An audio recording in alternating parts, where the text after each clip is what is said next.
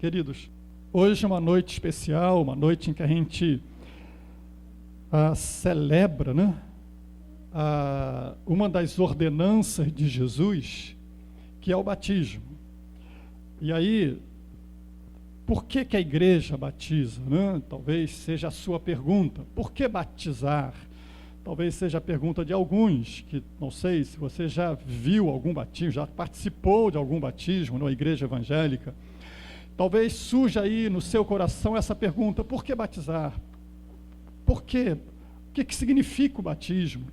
A Bíblia nos aponta o motivo principal, que é uma ordem que Jesus deixou para a sua igreja. Jesus diz aí, em Mateus 28, 19, ele vai dizer: ide, portanto, fazei discípulos de todas as nações, batizando-as em nome do Pai, do Filho e do Espírito Santo.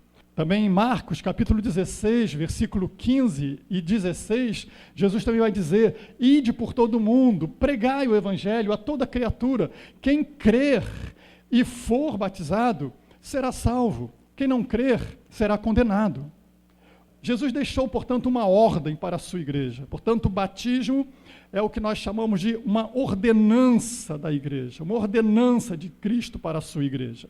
É uma ordem. Portanto, batizamos aqueles que se convertem a Cristo Jesus, porque Jesus disse que assim deveríamos fazer. Batizamos os discípulos, aqueles que reconheceram em Jesus o seu mestre e decidiram segui-lo como mestre e Senhor. Então esses recebem o batismo. O batismo ele não vai salvar a pessoa. Na verdade, o batismo é um testemunho da fé que salvou. O batismo é o resultado, podemos assim dizer, daquele que se salvou em Cristo Jesus. É a publicação da sua fé, é a publicação da sua decisão de se entregar a Cristo. Portanto, é um ato simbólico, assim como a ceia. Como temos hoje aqui também o pão e o cálice, o suco da uva e o pão estão aqui simbolizando algo muito maior do que o próprio pão e a uva. A ceia nos aponta para o Calvário, aponta para o sacrifício de Jesus. O batismo, portanto, é também um símbolo que retrata algo muito maior, muito mais elevado, aponta para um significado muito mais sublime. Muito mais do que um pouco d'água que a pessoa, que o pastor joga sobre a cabeça do batizando. Ele nos fala daquele encontro que a pessoa teve com o Salvador na cruz. O batismo, portanto, fala daquele momento em que Deus agiu poderosamente na vida daquele que creu para salvá-lo. Portanto, o batismo retrata a ação de Deus em salvar o homem. Aponta para esse fato, para esse acontecimento, para aquele momento em que Deus agiu de forma poderosa, agiu de forma milagrosa, salvando aquela pessoa que creu nele. Portanto, o batismo vai retratar esta ação de Deus em salvar o pecador. É verdade que nós hoje poderíamos aqui discorrer por vários outros aspectos que estão envolvidos nesse ato do batismo, mas eu vou me prender apenas a esse aqui, nessa ação de Deus, de agir, de dar um passo em direção ao homem para salvá-lo, e no que ele faz nesse momento para salvar o homem, que então vai ser retratado naquilo que nós vamos estar aqui hoje fazendo no batismo. Isso tem a ver com a condição em que se encontra o pecador. O texto que nós lemos aí, no verso 3, nos aponta para esta condição do homem. O verso 3 vai dizer: pois nós também, outrora, éramos nécios. O apóstolo Paulo está se referindo a um estado em que todos nós nos encontramos ou nos encontrávamos antes de Cristo. Um estado em que o homem se encontra antes de se encontrar com o Salvador. Todos nós também diz Paulo, éramos nécios, desobedientes, desgarrados, escravos de toda sorte de paixões e prazeres, vivendo em malícia e inveja, odiosos e odiando-nos uns aos outros. Essa era a realidade em que vivia aquele que ainda não se encontrou com Cristo. A condição do pecador é nécio, porque ele age de forma insensata, de forma que desconhece o significado, o valor daquilo que Cristo fez. É desobediente porque ele ignora as leis de Deus, ele despreza os mandamentos do Senhor, se torna um transgressor da vontade de Deus. Ele é um desgarrado porque ele se afastou de Deus, ele se ausentou da presença de Deus. A palavra de Deus vai dizer em Romanos 3:23 que por causa do pecado, toda a humanidade se viu afastada de Deus, destituídas da presença de Deus, alheias à vida de Deus, escravos, diz Paulo também, escravos das paixões e prazeres. Pensa nessa afirmação que Paulo está dizendo. Escravo das paixões carnais, escravo dos seus prazeres carnais. A liberdade não é você fazer o que você quer, é você não fazer o que você quer. Portanto, o homem escravo, ele não consegue deixar de fazer o que ele quer. E o que o homem natural quer é pecar, é dar curso aos seus prazeres, aos seus vícios, porque ele se tornou um escravo do pecado. Paulo vai dizer que eles também são como aqueles que andam, de forma maliciosa, invejosos, são os que caminham de forma odiando e sendo odiados, sem amor, sem misericórdia. Essa é a condição do homem que Paulo aponta aqui antes de ter o encontro com Jesus, antes de ter se encontrado com o Salvador. Portanto, é a condição do homem perdido, do homem pecador, que se tornou escravo do pecado e sem chance alguma de salvar-se a si mesmo.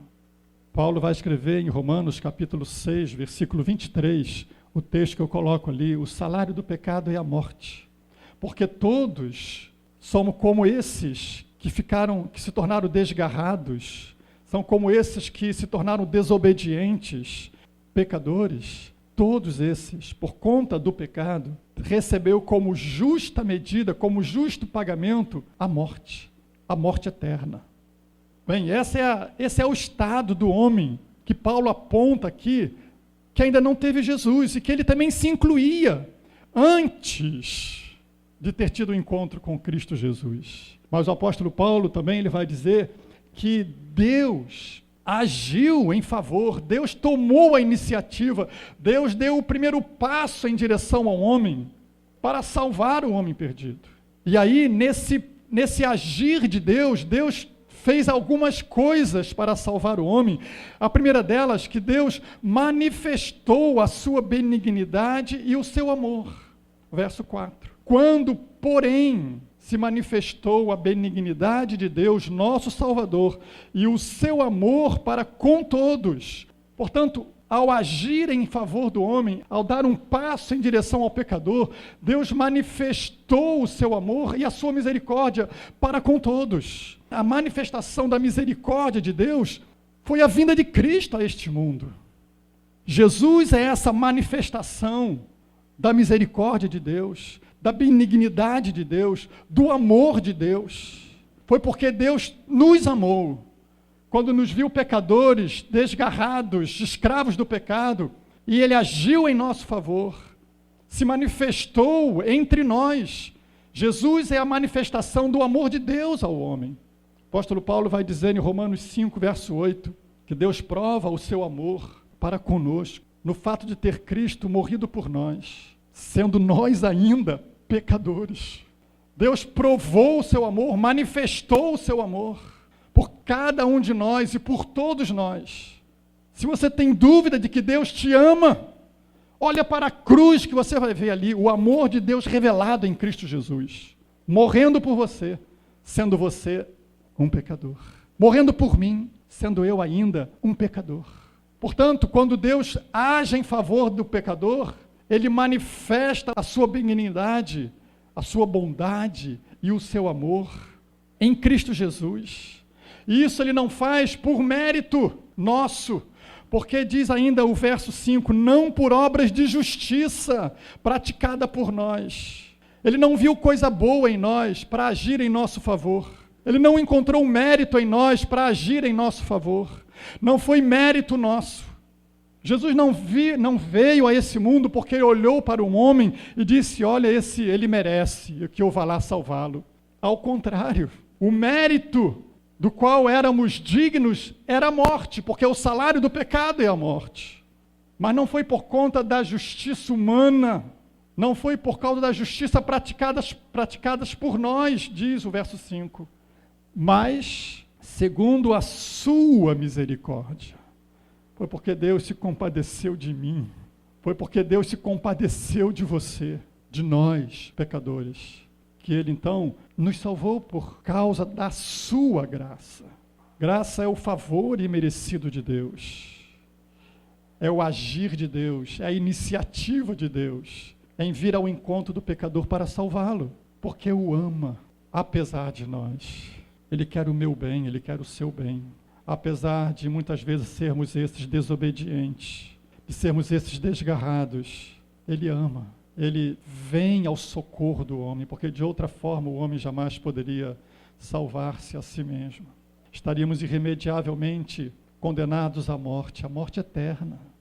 Mas Deus provou o seu amor para conosco, manifestou a sua graça, manifestou a sua misericórdia, manifestou a sua benignidade, manifestou o seu amor por nós em Cristo Jesus. Olha para Jesus, você vai ver o amor de Deus por sua vida.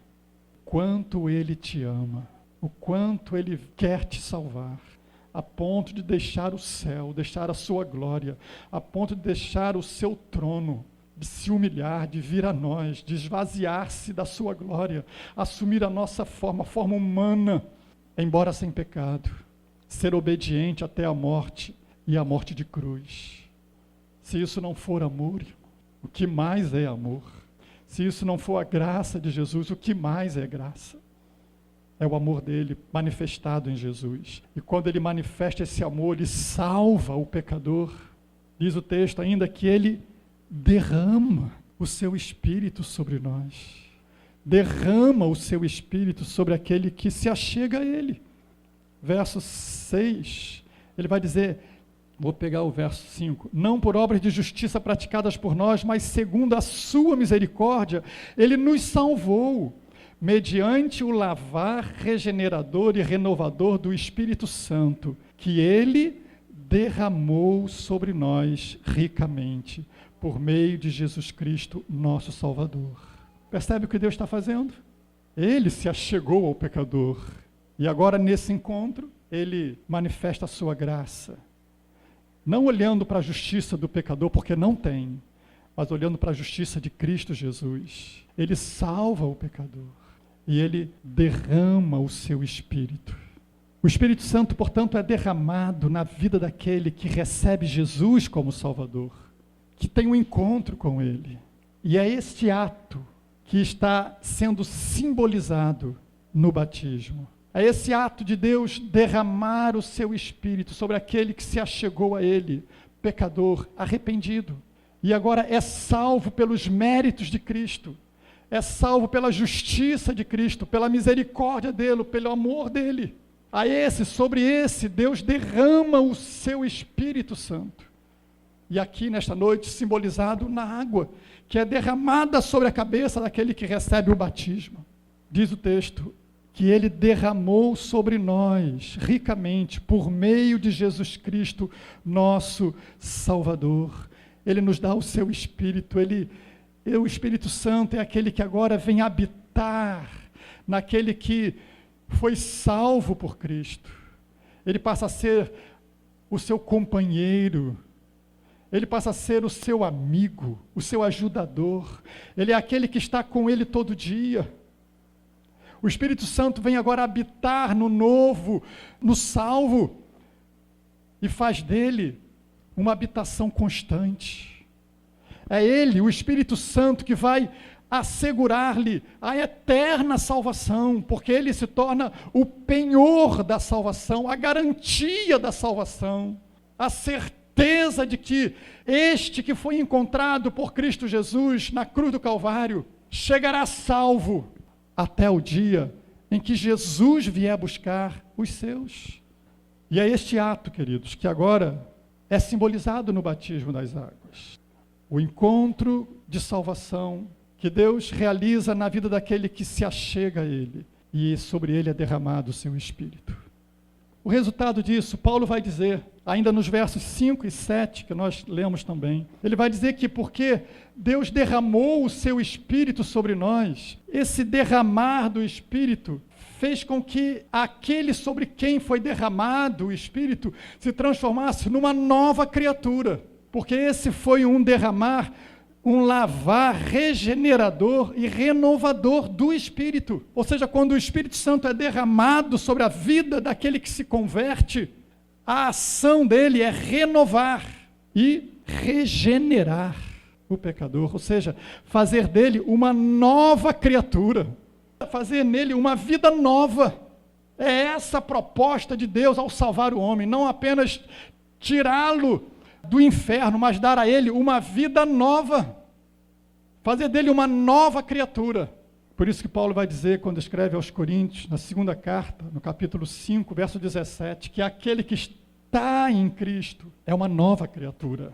Na verdade, o texto lá está dizendo, aquele que está em Cristo, e assim, aquele que está em Cristo é uma nova criação. Deus refazendo tudo novo.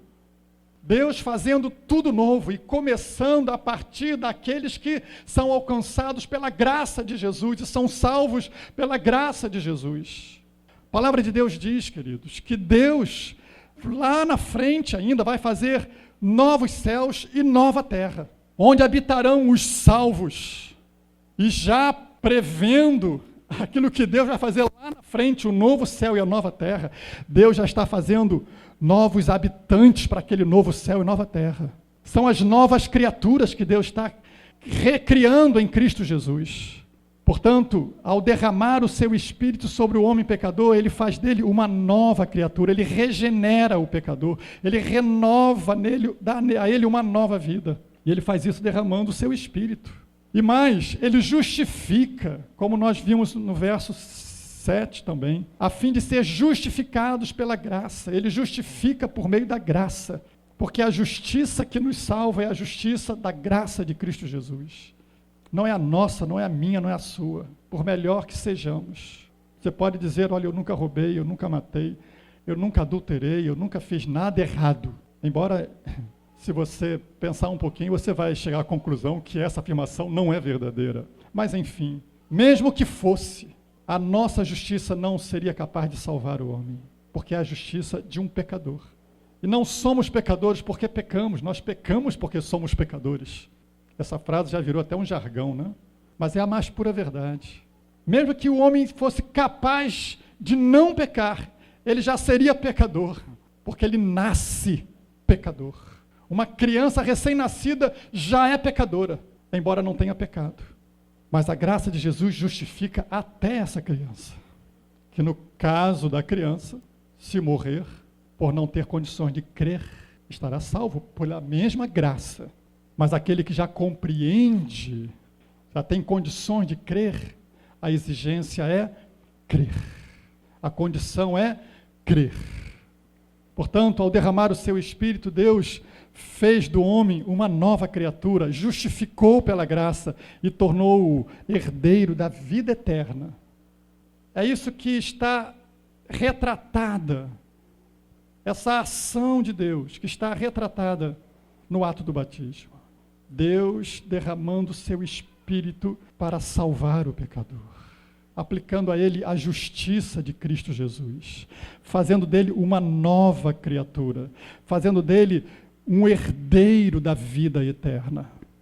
Portanto, é mais do que um pouquinho de água que se joga na cabeça de alguém. Está apontando para aquele momento sublime em que Deus derramou o seu Espírito para salvar o pecador.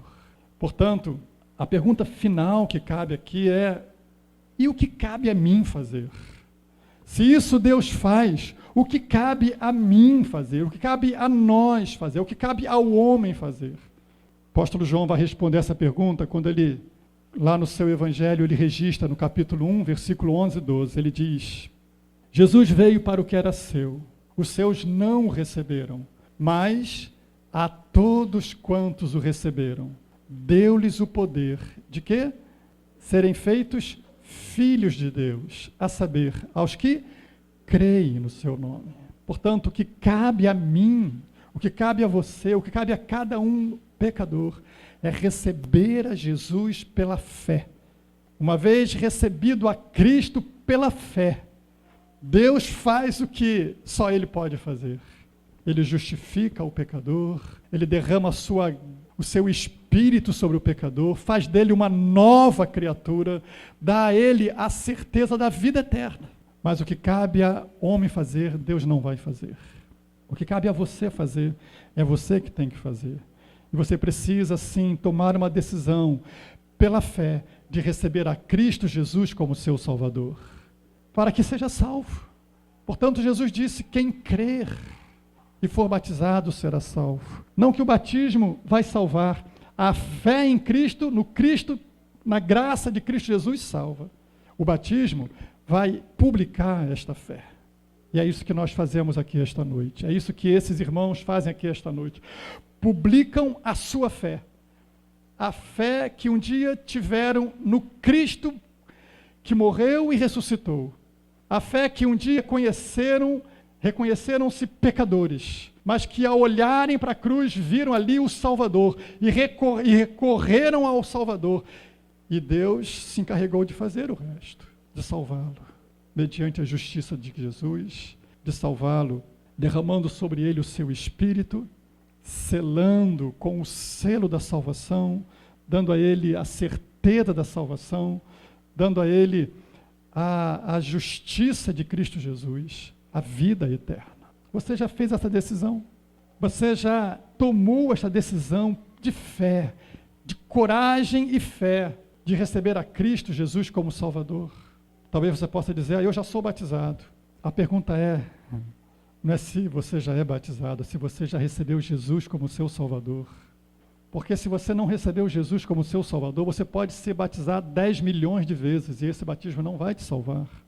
O batismo não vai salvar nenhum de vocês. Não vai colocar nenhum de vocês no céu.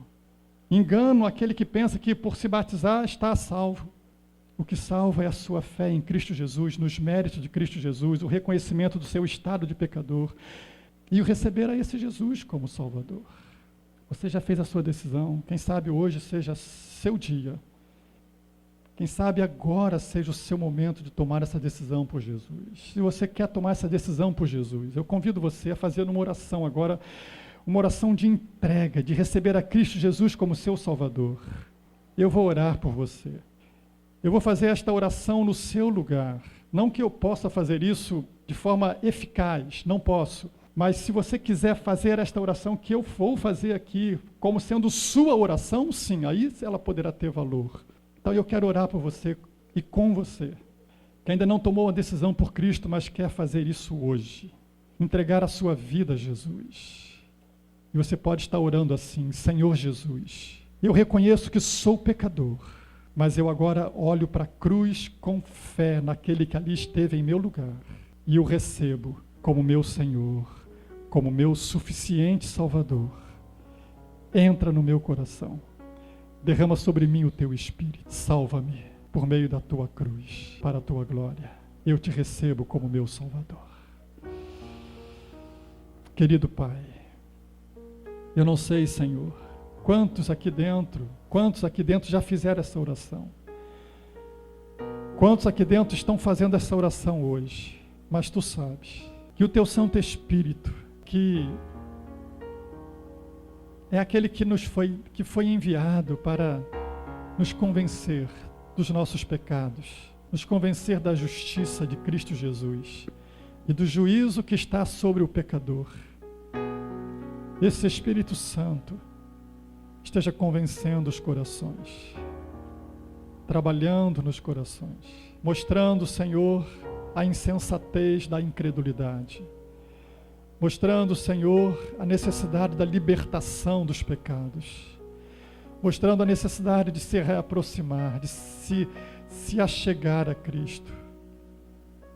Teu Santo Espírito esteja mostrando agora, Senhor, a necessidade de salvação e dando a coragem necessária para uma tomada de posição, dando a coragem necessária, a fé necessária para uma tomada de decisão. Santo Deus, glorifica o nome de Jesus neste lugar. Senhor, glorifica o teu nome neste lugar, pela palavra que foi proclamada, anunciada, pelo poder do Evangelho, o Evangelho de Cristo Jesus, que é poder de Deus para a salvação, tocando nos corações, aclarando as mentes e dando a fé para a salvação. Em nome de Jesus Cristo. Amém. Que Deus nos abençoe. Senhor, abra os meus olhos, preciso ver a realidade de quem eu sou, criado em Ti, a Tua semelhança.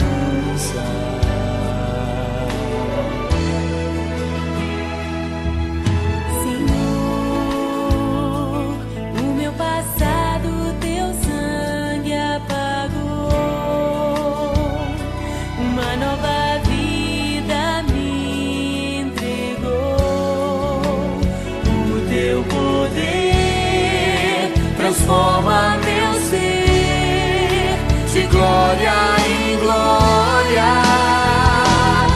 Eu nasci de novo em Ti. Sou mais que vencedor. Eu nasci de novo, nasci de novo. Faz-me ver